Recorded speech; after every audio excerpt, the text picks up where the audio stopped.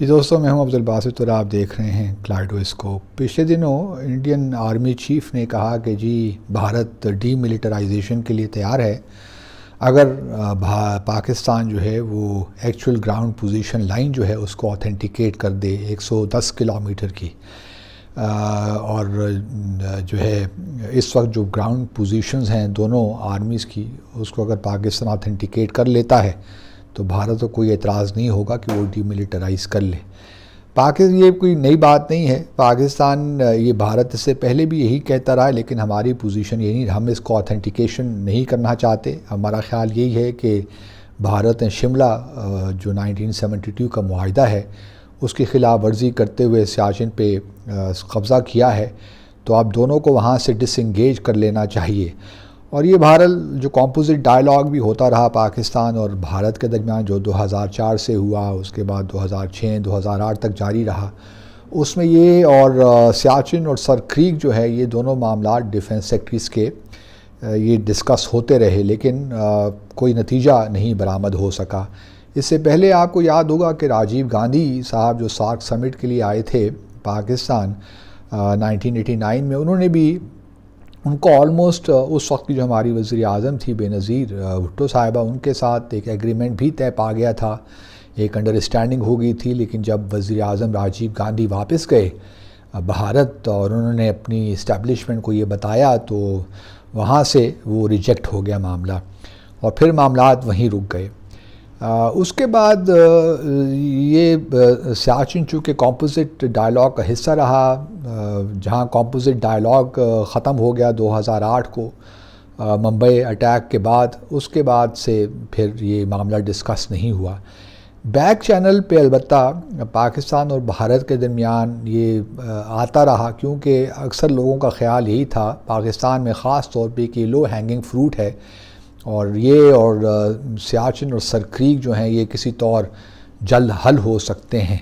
और क्योंकि बहुत इस पे बातचीत भी होती रही और काफ़ी इस पे एक किस्म का मुमकिन भी था कि इस पे एग्रीमेंट हो भी जाए, लेकिन बहरहाल इंडिया की पोजीशन बड़ी लाइक था कि वो कभी इस पे एग्री कर जाते थे, कभी रिज़ाइल कर जाते थे, तो इस वजह से इस पे एग्रीमेंट अभी तक नहीं हो पाया। अब भारत के आर्मी चीफ ने ये फिर एक शोशा छोड़ा है दुनिया को बताने के लिए कि जी हम तो डीमिलिटराइजेशन चाहते हैं। सियाचिन की क्लाइमेट चेंज भी हो रही है और हमारे भी, और शायद तो उन पे कोई प्रेशर भी हो इन द सेंस के हैवी एक्सपेंडिचर भी इन्वॉल्व है इसमें, बहुत सी जानों का ज़िया भी हो रहा है, बहुत से भारतीय इसमें सोल्जर्स हलाक भी हुए मौसम की वजह से, इनक्लेमेंट वेदर की वजह से। पाकिस्तान से में भी वो 11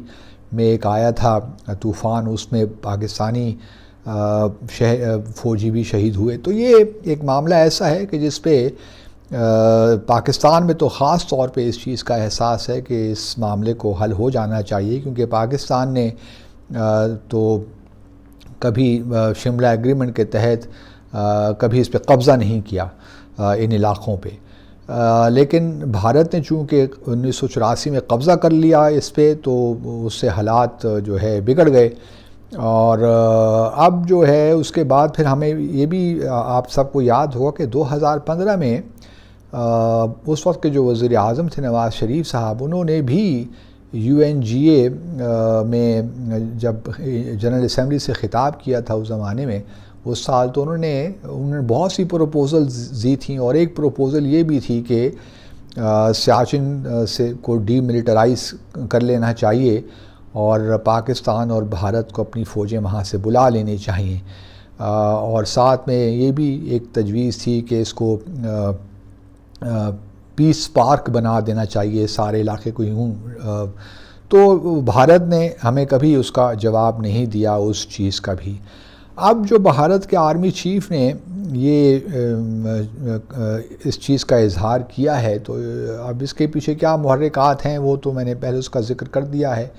लेकिन मैंने भी, जब मैं पाकिस्तान का हाई कमिश्नर था न्यू दिल्ली में, तो जब हमारे वज़ीर-ए-आज़म ने 2015 में ये तजवीज़ पेश की तो मुझे मिलने का इत्तेफ़ाक हुआ जो वहाँ के नेशनल सिक्योरिटी एडवाइज़र हैं अजीत डोवल। तो मैंने उनसे कहा कि जी क्या ख़्याल है आपका इस सियाचिन की जो हमारी तजवीज़ है हमारे वज़ीर-ए-आज़म की। तो उन्होंने कहा कि जी ये तो मुमकिन नहीं है, ये तो अब तभी हल होगा जब कश्मीर का तनाज़ा हल होगा, तो ये उसी के साथ ही होगा। तो मैंने कहा नहीं जी, ये तो पहले डिफेंस सेक्रेटरीज़ के तौर पे सरक्रीक और सियाचिन तो अलग डिस्कस होते रहे हैं, तो क्यों ना, और ये लो हैंगिंग फ्रूट्स भी इनको लोग कहते रहे हैं, आपकी तरफ भी ये रुझान है। तो उन्होंने कहा नहीं जी, अब ये सारे मामला जो हैं कश्मीर जो सियाचिन का ख़ास तौर पर उन्होंने कहा कि कश्मीर के साथ ही मामला होगा।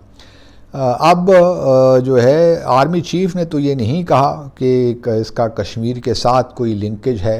उन्होंने तो सिर्फ एक स्टैंड अलोन एक प्रपोज़ल दे दी है कि जी, या उसकी रीआइटरेशन कर दी अपनी पोजीशन की कि भारत तैयार है डीमिलिटराइजेशन के लिए। उन्होंने ये नहीं कहा कि इसका तभी हल होगा जब कश्मीर का तनाज़ा हल होगा। तो इससे एक बात ये सामने आती है कि मिलिट्री इस्टेब्लिशमेंट में थोड़ी बहुत उनकी पोजीशन में तब्दीली तो आई है। अब उसके साथ वो कश्मीर के तनाज़े के साथ, उसके हल के साथ उसको अटैच नहीं कर रहे। तो ये एक इससे आई डू नॉट नो कि शायद सीज़ फायर जो एग्रीमेंट हुआ है लाइन ऑफ कंट्रोल में, उसके बाद मुमकिन है कि मिलिट्री साइड पे, इंटेलिजेंस साइड पे कुछ ना कुछ इस पे गुफ्तगू हो रही हो। अगर ये हो जाए तो बहुत अच्छा है, लेकिन ये है कि अगर भारत का आर्मी चीफ़ का ये इसको अपने तौर पे सॉल्व करना, कश्मीर के तनाज़े के हल से अलग करना, ये एक बड़ी सिग्निफिकेंट बात है। और हमें जो है हमने कभी दोनों चीज़ों को लिंक नहीं किया था। बाय द वे, हमारा ख्याल था कि ये दोनों हो सकते हैं। तो अगर ये हो जाए तो अच्छी बात है, लेकिन ये हरगिज़ इसको ऐसा पेश नहीं किया जाना चाहिए कि ये कोई सब्स्टिट्यूट है जम्मू और कश्मीर के तनाज़े का, क्योंकि शायद भारत के आर्मी चीफ़ का ये ख्याल होगा कि कश्मीर का तनाज़ा अब ख़त्म हो गया है 5 अगस्त 2019 के बाद, तो ये उनकी खुशफहमी तो हो सकती है, लेकिन ऐसी कोई बात नहीं है। शायद ये वो भी एक तासुर देना चाहते हों कि जी अब तो चूँकि कश्मीर का तनाज़ा ख़त्म हो गया है, कश्मीर को तो अब हम उसका स्पेशल स्टेटस ख़त्म हो गया, तो अब हम तैयार हैं जो है सियाचिन के मसले को हल करने के लिए।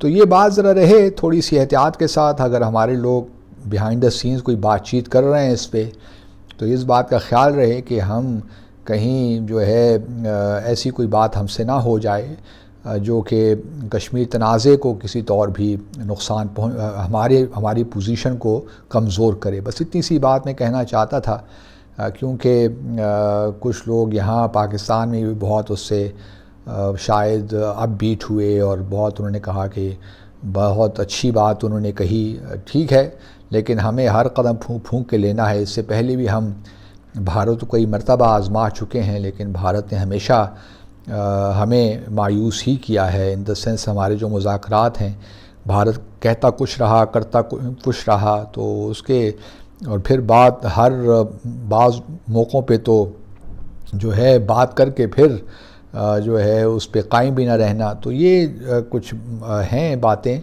जो मैं चाहता था कि आपके साथ आज इस आर्मी चीफ़ के बयान के तनाजुर में आपके साथ शेयर करूं। इंशाल्लाह दोबारा मुलाकात होगी। अल्लाह हाफ़िज़।